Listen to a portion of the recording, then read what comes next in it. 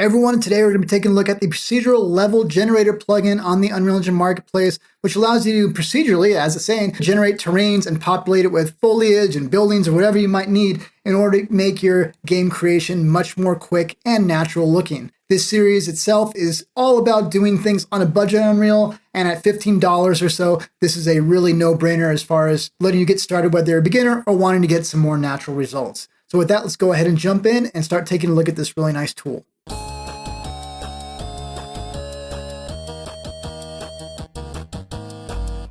All right, so in this particular episode, I am going to use some pre-made content, but the good thing is the bulk of the actual 3D assets are going to be completely free, and you can get those through Quixel Megascans, which if you have a Epic Games account, you already have access to. So if you go here, you can see choose a plan, and it has $19.99 a month, $199, $9.99, but if you scroll down, you say, but if you have Unreal Engine 4, you get all of this for free. So that's really awesome. You just go ahead and create an Epic Games account, sign up on here, and you should be able to have access to that.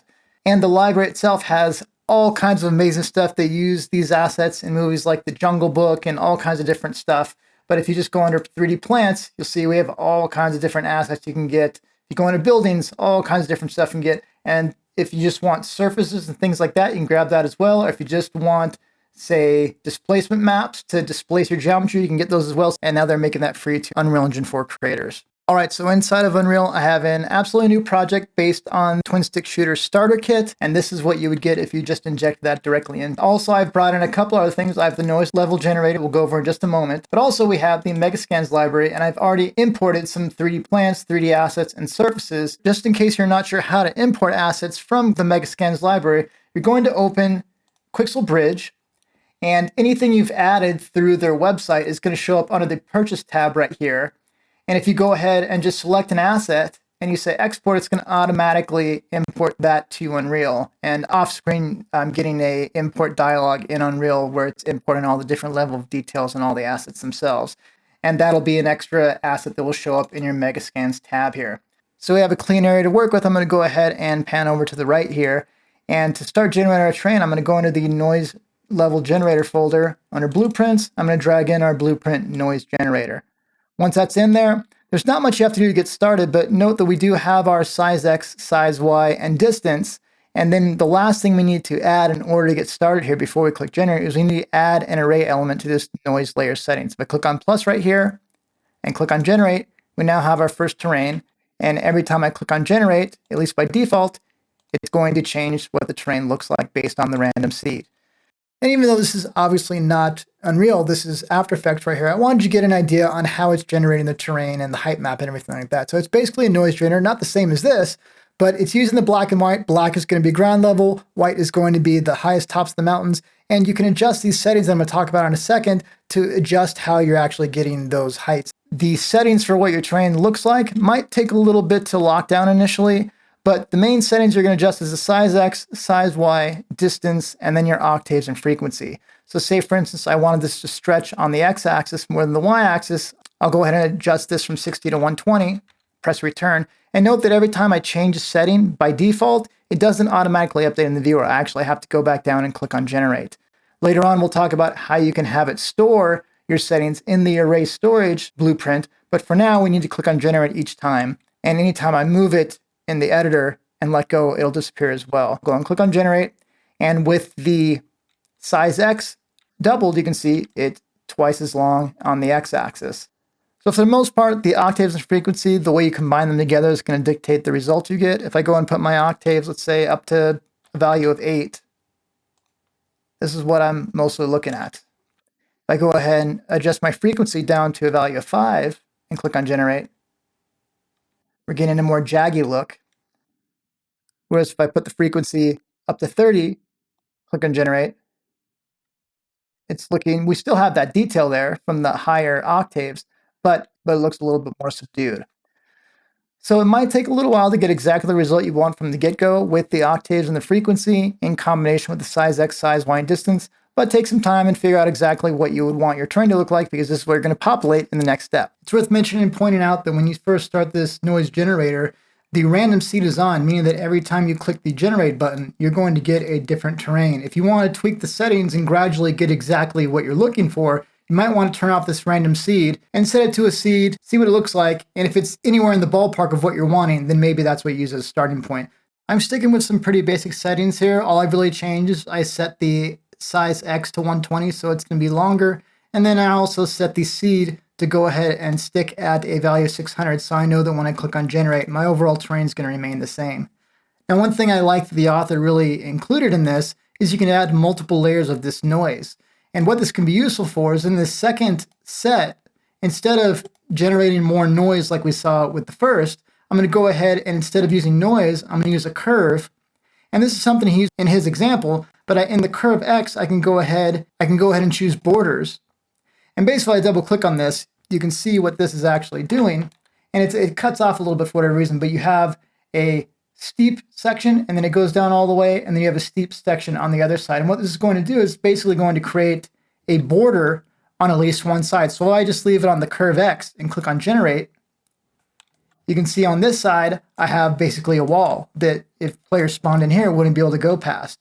So on the other side, I'll go ahead and do that border as well and click on generate. And now you have a nice enclosed section that the player is not going to be able to go out of. So this is a nice way that you can automatically create borders without having to set up more geometry around the edges. So now that we have this island that's kind of looking the way I want, we have the borders, we have the terrain looking around what I want, but I'd like the areas that are kind of towards ground level to actually be a little bit more flat and kind of clamp those values to 0. So thankfully this additional interpolation guy right here lets you do that. And from the drop down, just like we did for the borders, I'm going to choose a curve, but in this case, I'm going to choose interpolation flat 1.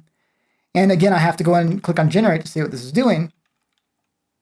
But this is going to kind of pin certain areas to being ground level or 0. And if I go and double click on this curve, we can see what's actually happening here. Let me go ahead and fit this to the window. There we go. So you can kind of see that eases into this steep incline. But if I go ahead and push this down a little bit more, it's going to say all this is going to be forced to be at 0, and then it's going to more steeply just head up to that. So I'll go ahead and close this guy down, click on generate, and you can see we're getting more and more of a flat terrain here. So if I go back in again, I want us to be able to travel between the different regions that are ground level a little bit more. So I'll make more of the ground level towards 0. Go ahead and close this down and click generate again.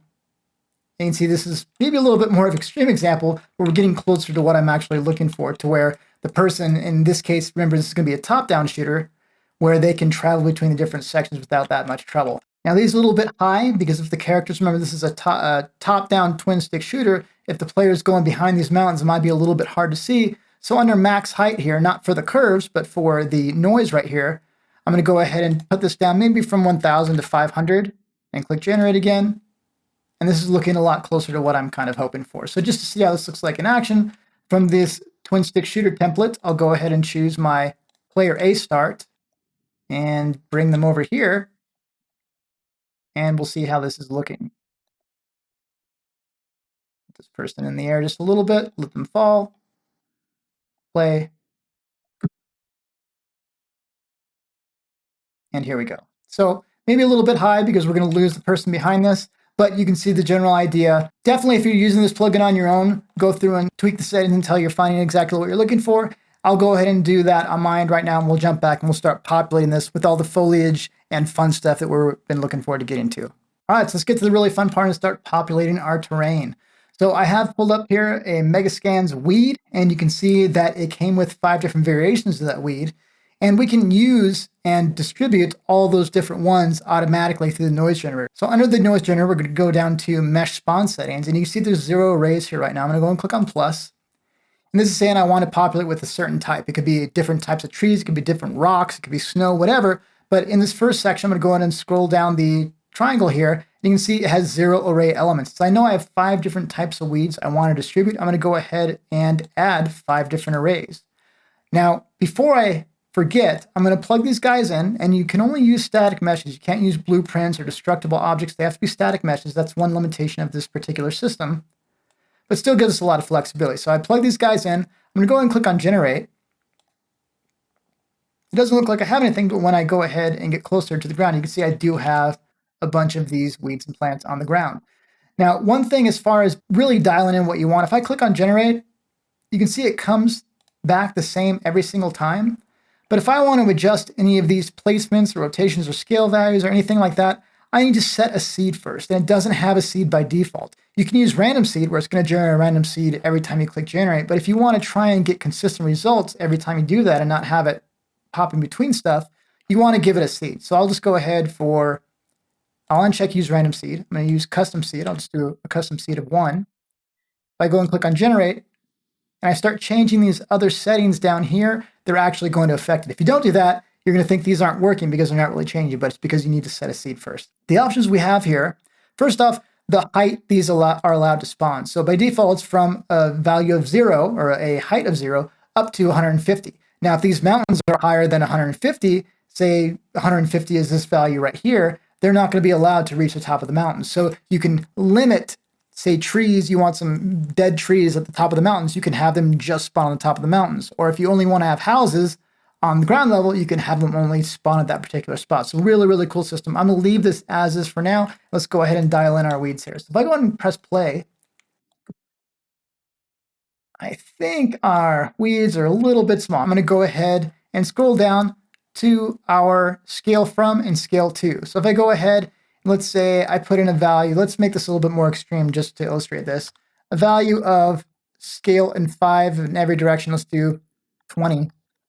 So it's allowed to start at a value of minimum of 5 and go up to a value of 20. So it's scale from and scale to. So it's on each end of the spectrum. If I go ahead and click generate now, we can see that our weeds are almost trees.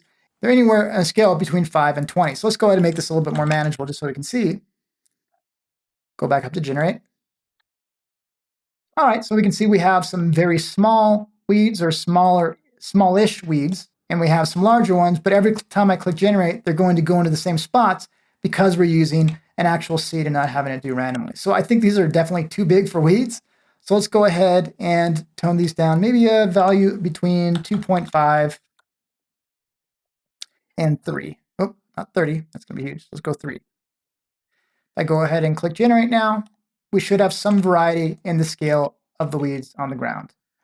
We're getting different sizes, but they're all laid out like in a grid, like they're farming weeds, which sounds like a horrible idea. So let's go ahead and go down, and we're going to do random location from and random location to. So on the X and Y axis, which remember, Unreal is a Z up. So I'm going to go ahead and do location from. Let's do -10, -10, and let's do 10 and 10. So it's allowed to move 10 units in either direction. Let's go and take a look. All right, that's changing a little bit. So you can see they're not in a perfect line anymore, but I feel like that's not quite enough still. So let's go ahead and scroll down, and let's do maybe -25 and 25. So negative and positive versions of that. All right, so that's looking better. So it looks like we're getting more non-uniform distribution of these guys. We're getting way too many. That's a lot of weeds everywhere. So we can scroll down. Placement probability is at 100% right now, so we're going to get them everywhere. Let's put that down to a value of about 0.25, 25%. Let's go and click generate, and we should have much less of them along the terrain. You can see they're allowed to go up to a height of 150 based on the settings 150. If we want them to be able to go all the way up to the top, we can put that to a value. I mean, I don't know how high those mountains are. We'll put it at a value of 500. Click on generate. And you can see we're going to be getting these on top as well. So you can really customize how you want these to work. All right, so now that we've populated our terrain with some weeds, let's go ahead and populate it with some trees as well. So I already added a second spawn mesh settings array. And if I go scroll down here, you can see it doesn't have anything in it yet. So I'm going to go and click on the plus here. I'm going to use this fallen fir tree right here. I'm going to add other trees in here as well. We'll start off with this guy. Go ahead and add that in, click on generate, and see how it looks. And oh, that's a lot of fir trees. Okay, so we have a lumber yard of fallen trees, which is really weird. So let's go ahead and scroll down here. And first, before I forget, I'm going to go ahead and give this a custom seed. I'll go and, whatever seed you want. It's just a random starting point, but it's repeatable. And let's go ahead and change our spawn probability, which is definitely too high. So let's put this at 0.025, so 2.5% chance. I don't want to see too many of these dead trees. So we might up this if we put other trees in there as well. All right, so we're getting much more sparsely populated, but they're kind of getting in 3s and 4s, which is still too much. So let's maybe try 0.0015. It's a very low probability, but we're still going to get some. All right, that's maybe looking a little bit more what I like. So it's colliding with the terrain, which you definitely don't want. All right, well, maybe up that a little bit. So let's go ahead and scroll down here. And I'm not going to make you guys wade through this whole thing, but this is the basic idea, is you're going to adjust your settings to try to procedurally populate this terrain and to make this look a lot more believable and have it not be clipping the mountains and things like that. Under here, I'm going to check the box where collision check with procedural terrain. And if I go ahead and click on generate now, it's not going to spawn them if it would be intersecting with the terrain itself. So a lot of really nice thought this developer put into this. All right, so let's go ahead and make these look a little bit more random in how they're laid out. So under all of our random tos and froms, let's go ahead and set these up. So random location, let's allow it to move 25 units in either direction. Rotation, we'll give it, 5 or so on the X and Y, but Z, which would be rotating it from a top-down perspective, let's go ahead and allow it to go a full 360. So we're going to do -5, and then 180. So it's allowed to do a full 360 between these two values.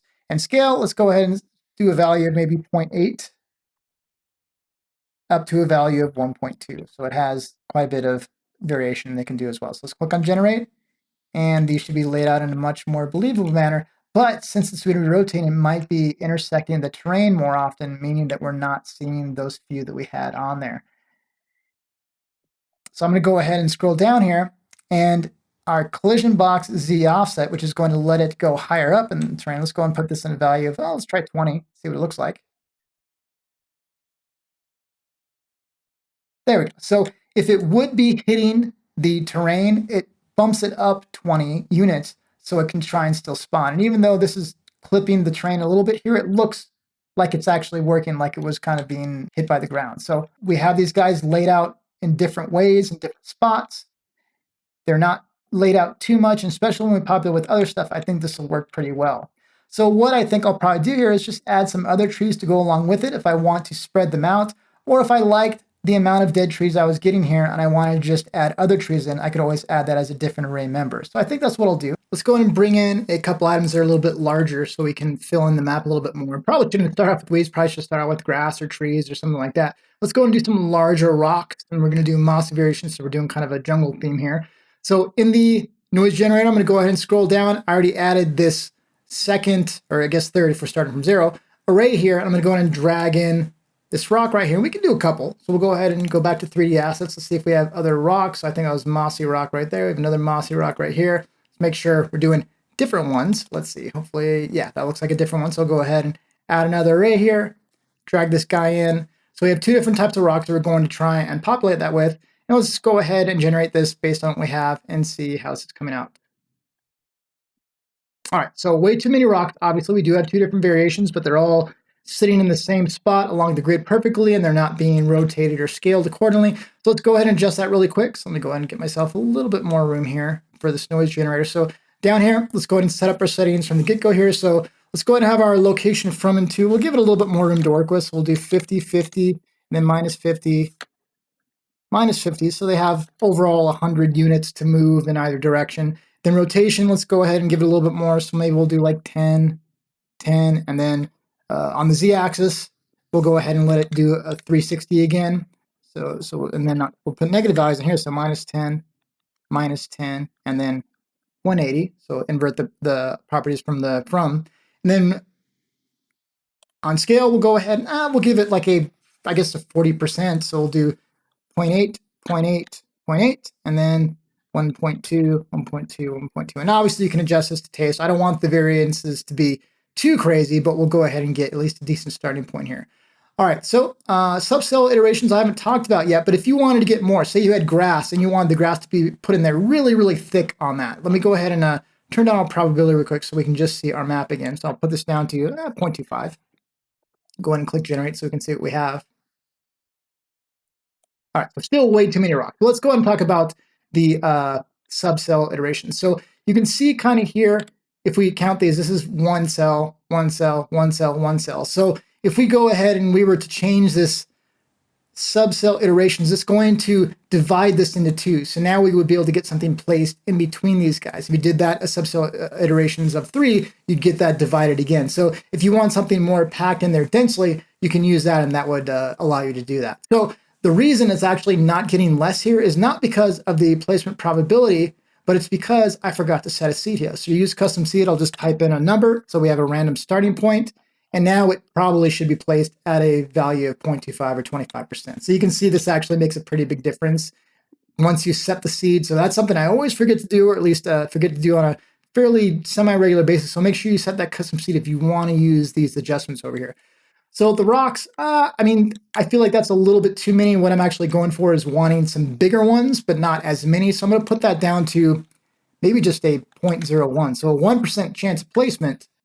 Maybe we'll go up to a value of 10. And if this looks a little bit wonky, we can always adjust it. All right, well, that's definitely bigger. In this case, we actually maybe wouldn't even need the terrain hills here. It's actually built into the terrain.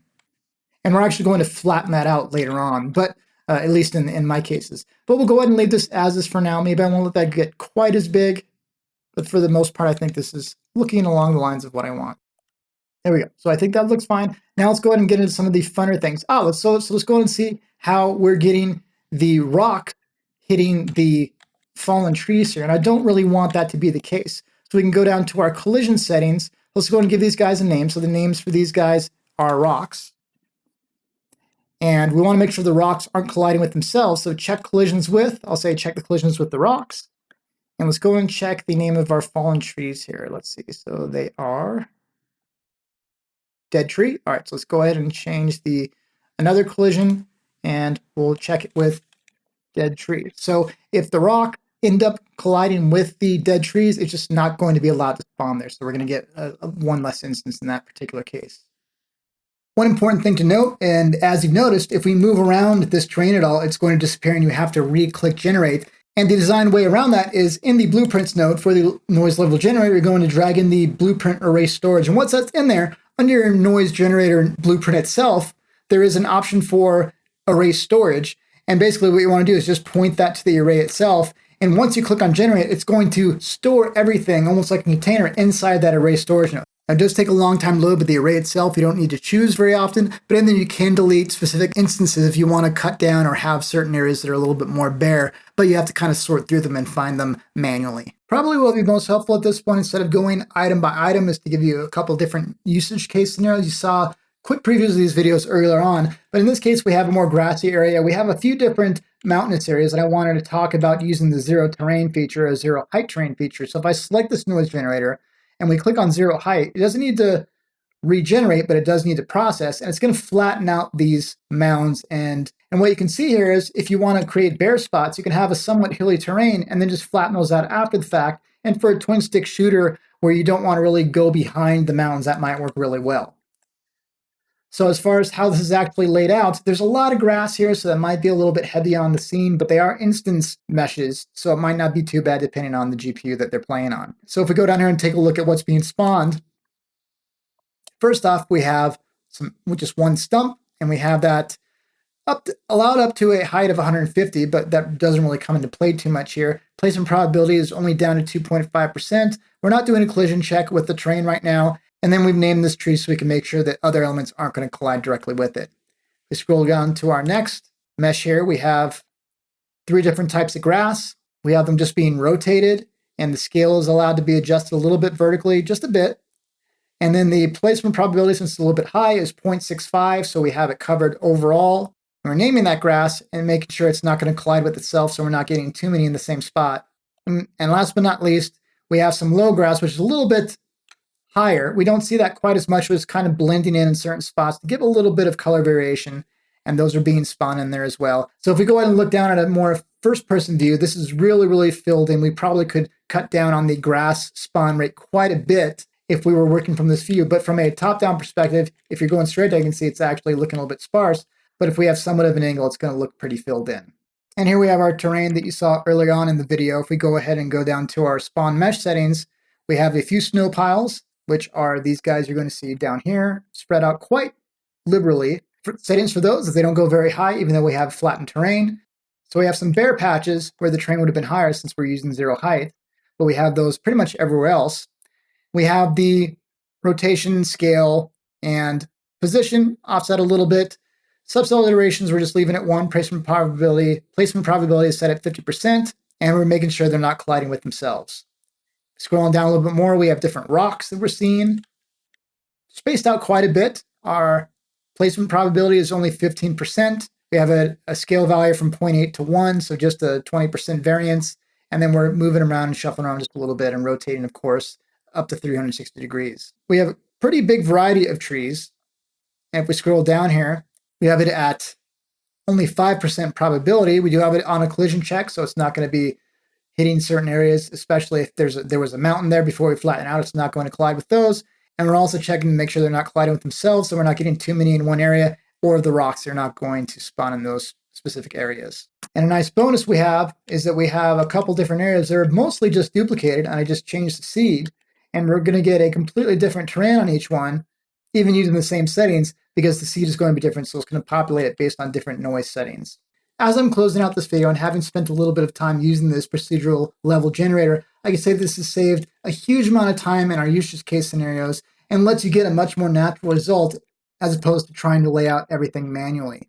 Now, there are other tools on the marketplace that do somewhat similar things, but they run quite a bit more money. And for what you're paying for this, I feel like the author thought this through very, very carefully and gave you a great deal of tools for a relatively low price. I think it's probably like $15, something like that. So overall, this is one, if you're wanting to get into game design and do it on a budget, which this series is all about, go and check this tool out because it can do a lot of great things. And in the case that I had a question, the author got back to me in a pretty timely manner and gave me some options on how to move forward. So, and with that, thank you everybody for watching, and we'll see you on the next Johnny How To. And check out asart.space if you want to see a bunch of other entertainment-based content and see this as it's being made.